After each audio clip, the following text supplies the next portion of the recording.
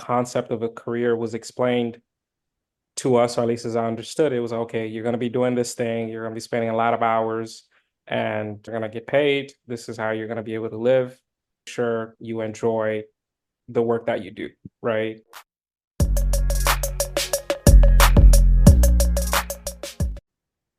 Hey everyone, welcome to the Be Insightful Technology Podcast. I'm your host, Shai, and I'm also here with Byron. And we have our guest, Maximillian Naza, who's going to talk about his experience, his journey, and just the different ways that he is out here contributing to the tech space. So let's go ahead and get started into today's episode. Maximillian, can you tell us about who you are, what do you do, and what social medias would you like for us to add into the show notes? Yes, I am Maximillian Naza, and I am a software engineer turned entrepreneur. You can find me on Instagram, this problem solver underscore between each word. And my company Passivite can be found on LinkedIn, Twitter, Instagram, and Facebook, and at Passivite. I guess the spelling would be in the show notes. All right, yes, so make sure you guys click the links, check them out, and we're gonna get into the nitty-gritty of his background, his journey, what happened, how you ended up here. Yeah, see what happened was oh man. But yeah, excited to chat about it. All right, so where did this all start? You said you started off with a background in software development. So how did that go? I had to choose a major. My dad told me I had to go to college, so that's didn't really have a choice there. And I needed to choose a major. And I knew I wanted to do something pertaining to computers. I loved playing computer games growing up.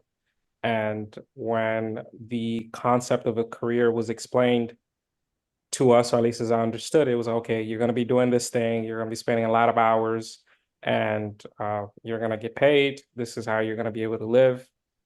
So make sure you enjoy the work that you do, right? And it's kind of tough to find that mix between obviously making money because you have to, but then being able to like love what you do. And me being the simplistic person that I am, I thought to myself, you know what? I love being on the computer. So, whatever job I do, if I'm sitting in front of a screen, I'm sure I'll enjoy it. Yeah. Right. So first, I think it was like week 2 or something. I go into the counselor's office and they're like, so what do you want to do? I'm like, okay, computers. That's it. That's the only description you gave, just computers? That was all? Yep, I was like, computers. It's like, what do you mean? I'm like, just what do you have that has to do with computers? I don't care what it is. Whatever it is, I'm sure I'll learn it, right? I just want to sit in front of a screen, have a keyboard, and just have at it, right? And so we went back and forth until he was like, well, okay, if you're being literal with computers, we have computer science and we have computer engineering. And I'm like, okay, what's the difference? And he explained, and computer science seemed like the easier option. So that's what that's what I went with. And it turned out to be a good decision. I, enjoyed it, loved it, and never looked back. Honestly, that's a simple story. No, yeah, it is. Like sometimes it's not, I didn't wake up one day and then the Holy Spirit spoke to me, like it's not it's not that serious. Yeah, I was gonna ask, like, did you ever have second thoughts in terms of what you wanted to do as you got through your curriculum? Um, no. So within computer science, I had like a few sort of like pivots. But I never like the idea of like switching majors just never crossed my mind. Hmm. Right. So initially I wanted to do research. So my first semester, I found a professor who was doing research in like security. And there was some like interest in security. It's like hacking and things like that. So from the outside looking in, it was the aspect of computer science that I was vaguely familiar with. Hmm. So, took that because I thought the learning curve wouldn't be as steep. Uh, I was very wrong. but I was already in there, so uh, so just had to like make the most of it. And I think the beauty was that it was hard, but it was fun. And the fact that I enjoyed myself just made everything like bearable. And with research, I learned very quickly that it wasn't for me. I forget what like the thesis or like the project was about, but for the first, I want to say 2, 3 months, every suggestions that I came up with, oh yeah, how about we do this? How about we do that? Everything was just shut down. And I get to a point where I'm thinking, okay, I don't think there's an answer to this question. Like I don't, why are we spending so much time to, you know, try to resolve something that doesn't seem to have an outcome? Hmm.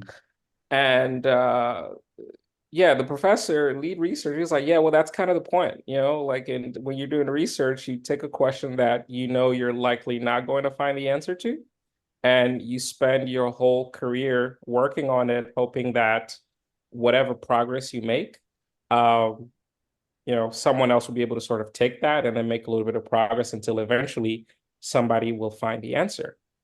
And that didn't sound fun to me at all. I was like, I gotta, Yeah. I need to move on to something else, actually, because I'm out of ideas right now. So that was the first pivot, and I ended up switching to security, right? Because it's okay, the research is about security, so let me just, kind of jump into security. That seemed like a very easy transition. Had 2 internships, and while they were great, I didn't like the fact that I couldn't code. Hmm.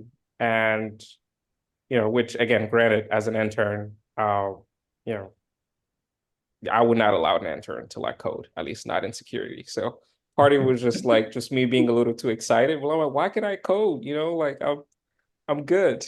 Trust me. Uh, I can do this. And in realizing that okay, I couldn't code, my thing was okay, well, if I want to code, what do I do? Is there sort of like the specialty I need to kind of be on? And there wasn't really one. It just like, okay, being a software engineer, it's a very transferable skill where you can work really in like any industry, right? Hmm. So made that pivot, and that was great. And my uh the way that came about really set me up for success, just because having started in security, I was already aware of like the, best practices, right? So like sanitizing your SQL statement, using HTTPS, I already knew Git, right? So, uh, I was very surprised when my first internship, uh, I could easily navigate the terminal and my, teammates couldn't. And I was like, wait, what? Like, how do you? But yeah, so I had my moments in the beginning, but then around like, week 4, week 5, it was their turn to shine because when it came time to code, I started to struggle a bit, and like they had been coding for some time. So right, they had things a bit easier. But those best practices really were like ingrained in me. And then Hmm. that really sort of set me up for success, just because people were pleasantly surprised, like, oh wow, you already know about doing this. Okay, I didn't expect you to like do this from the jump. Um, so for me, it was just like part of the coding process. Whereas with some other kids, they had to kind of learn that on the job, right? Which again, that's sort of part of the internship process. But that's something where I think it sort of gave me a leg up and allowed me to work my way up the corporate ladder pretty quickly. Got you. So to kind of segue into what you were talking about with some of the things that you were more excited about in comparison to doing research work, I guess that'll to transition to our next focal point, rather. Yes. I guess what are some current things about software engineering or software development that, really, I guess, make the most of it for you? Like what allows you to wake up every day and say, this is what I enjoy doing and continue? Uh, when it comes to software engineering, I would say automation. Automation is pretty is something that I find delightful because it's just making your life easier, right? And also automation done right. I feel like as individual and sometimes companies, we fall into the trap of like automating for the sake of automating, or you Mhm. try to just automate everything, and that's not the way to go. I think you should automate the parts that are repetitive, the part that are redundant, but there are still some parts that um, you should want to do yourself, right? So an example I like to give is customer service. You call 9 times out of 10 where you're calling support is because you're frustrated about something, right? Uh, Dealing with a robot and it's not really telling you, "Oh, what did you say? Oh, did you say this?" It's like, I want to talk to someone, please. Representative. Right. Get on the phone. Right.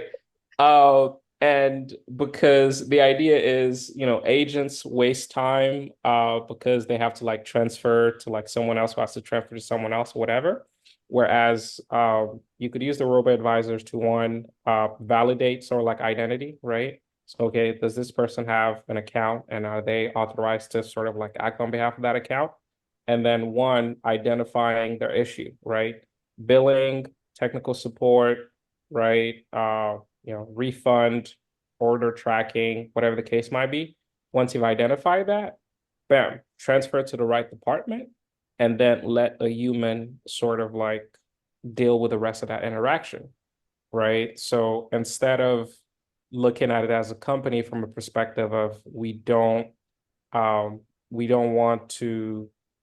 I mean, obviously, you want to optimize time from a service agent perspective, but then how you do that in a quantifiable manner is we want to lower the amount of transfers, right? I feel like that's very easy to measure while keeping a human in the loop. Then, like, okay, we just want to make sure that, uh, you know, uh, support, I guess, the agent only get like important information, important conversation.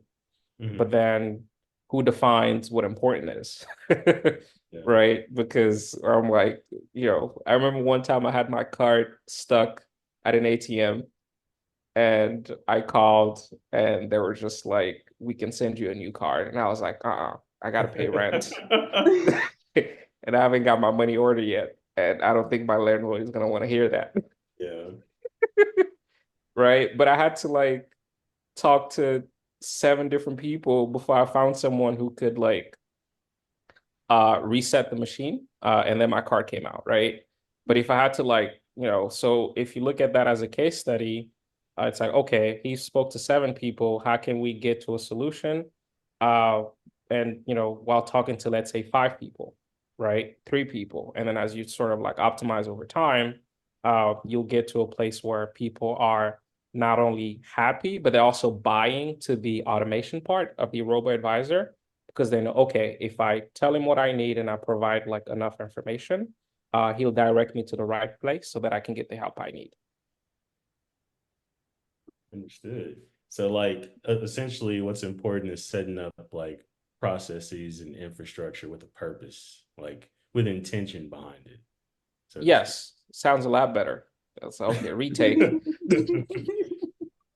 Okay, so how long have you been doing this? Since 2016. Okay, Since 2016, officially. I've been getting paid for it since 2016. got you. I like the way you put that. I've been Apparently, if you're not getting paid, it doesn't count. Uh, no, but when I started, I didn't know anything about coding. I learned about coding in college. I learned about coding in my first class, and it was a very um, I was very shocked.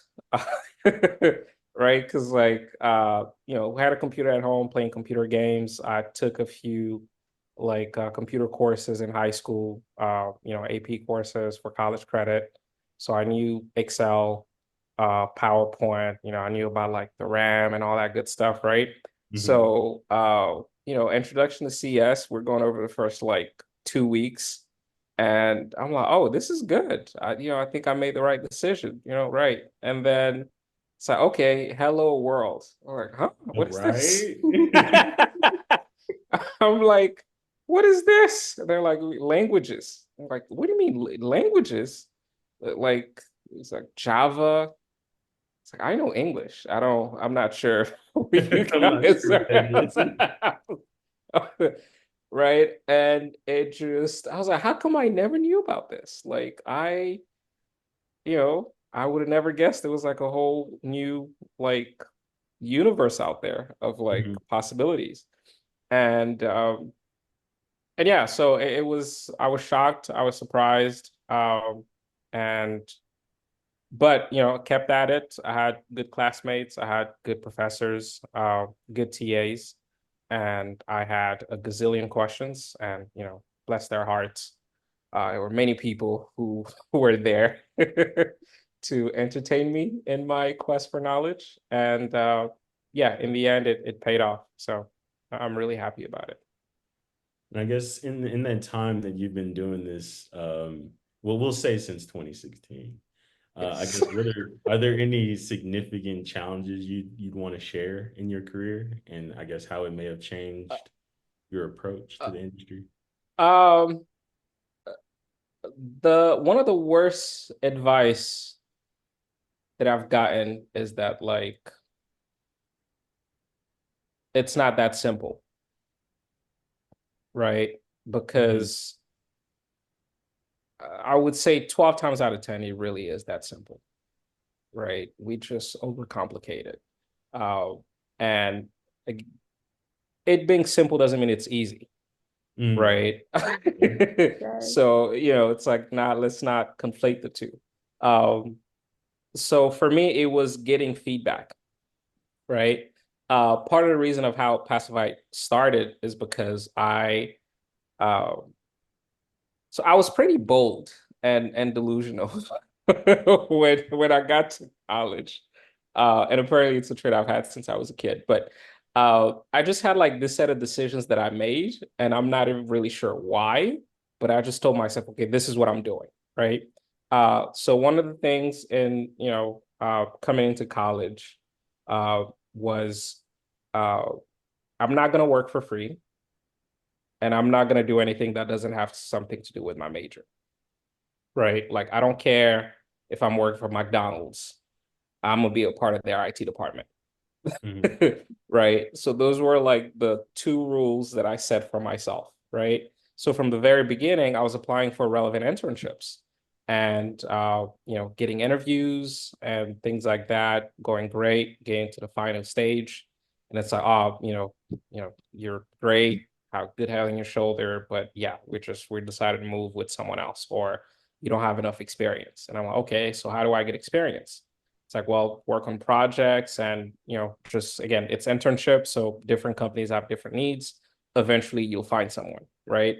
And not many people were telling me this. So the few that did, I really held on to it, right? Because it's like, okay, I want to get better. I want to seize this opportunity. So, like, tell me what I'm doing wrong or tell me what I can do better, right? And then I can try to use that and try to position myself, right?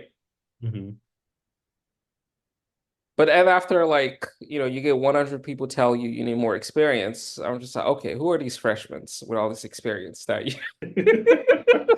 Oh my goodness. right? Yeah. Like, I want to talk to them because unless they have a Nobel Prize, like I'm not sure what they have over me. And I'm pretty sure there's not. I mean, I've applied to so many roles. Yeah, it's just something isn't really adding up, right? So part of it was like, okay, um how do I, if nobody will like hire me, I'll hire myself, right? Uh, but then it's okay, I don't have any money, so how can I hire myself and not work for free? Right? Mhm. So I just like spoke to different people, teachers, classmates, advisors, whatever, at the School of like Computer Science. And they were like, oh yeah, just freelance, you just be working on your own, you'd be like an independent contractor. And there's a whole gamut around like law, right? Labor law, where again, as a contractor, they can tell you what to do, but not how to do it. Um, which for me felt like the same, right? Because it's okay, Mhm. I'm working with someone instead of for someone. but I'm still Mhm. answering to them, right? Like they still have to be happy with the work that I do. But yeah, apparently it's like, okay, I'm working for myself and then other people are paying me. And I was like, all right, I can deal with this. It So I sounds started, better. no, yeah, it does. So started that route and that got me the experience, which as I was able, okay, I've done this project, I've done this, I've built this like website for this, like company or, whatever. Then I was able to get the experience, which then sort of like opened the door for for me to um start getting those internships and things like that. Mhm. So by the time I got out of school, I had 5 internships.